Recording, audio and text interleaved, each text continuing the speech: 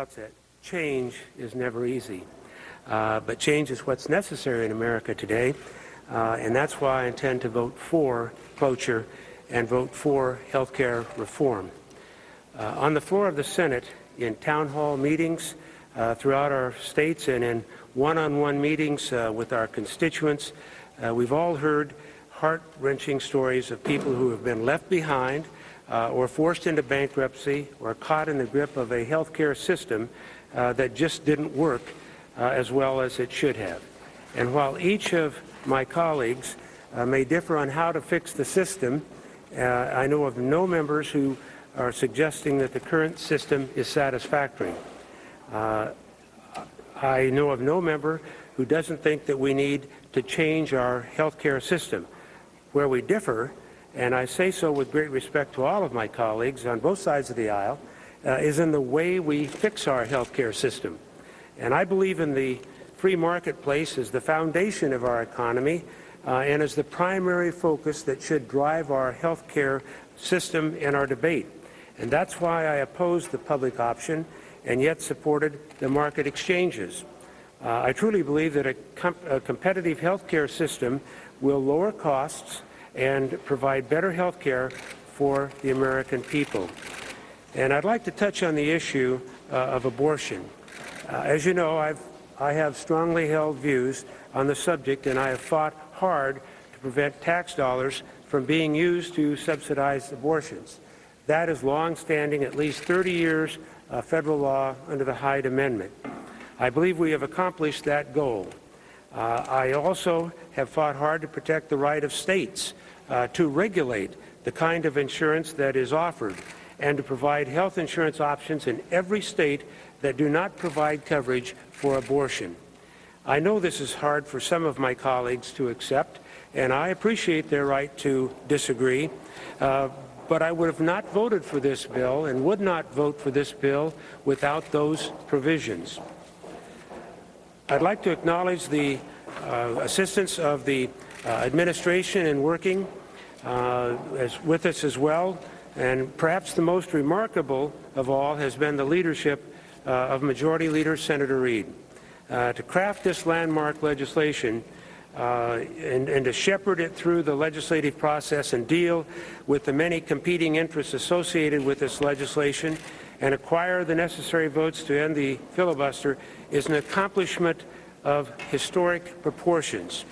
I truly believe this legislation will stand the test of time and will be noted as one of the major reforms of the 21st century, much like Social Security, Medicare, civil rights legislation were milestones of the 20th century.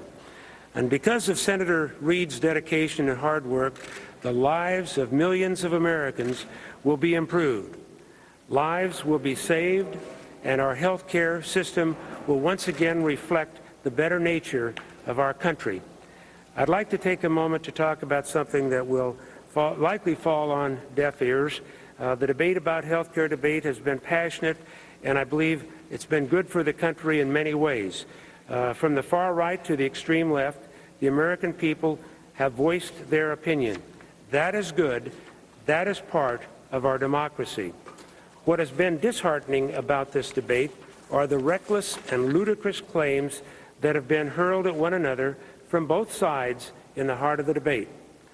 Opponents of this legislation are not less patriotic or insensitive to the health care crisis we face in America, and supporters would not be standing here today if for a moment they thought this legislation would cause harm to the American people. But yet, if you turn to the news and read some of the statements and listen to others coming from both sides of the debate, you would think otherwise. The quality of this debate has not always measured up to the quality of the American people. We can do better. There's still much work to be done before this legislation becomes a reality. In the weeks ahead, I look forward to working with my colleagues on both sides of the aisle to make it an even better bill. And without in any way intending to be threatening, to be more in the mode of promising, let me be clear, this cloture vote is based on the full understanding that there will be a limited conference between the Senate and House. If there are material changes in that conference report different from this bill that adversely affect the agreement, I reserve the right to vote against the next cloture vote. Let me repeat it. I reserve the right to vote against the next cloture vote if there are material changes to this agreement in the conference report. And I will vote against it if that is the case. I know it's hard for some of my colleagues to accept, and I appreciate their right to disagree, but it's clear I wouldn't have voted for this bill without these provisions. You had a long, what you call the long list of other concerns about this bill. How were those sewn up, and what might be in this for you? Well, what's in it for me is what's in it for the people in Nebraska and the country.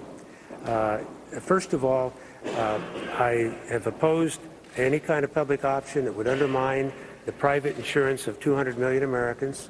I didn't believe that the expansion or the buy-in on Medicare was an appropriate way to deal because that was more of a public plan rather than let the private market prevail, as I believe that it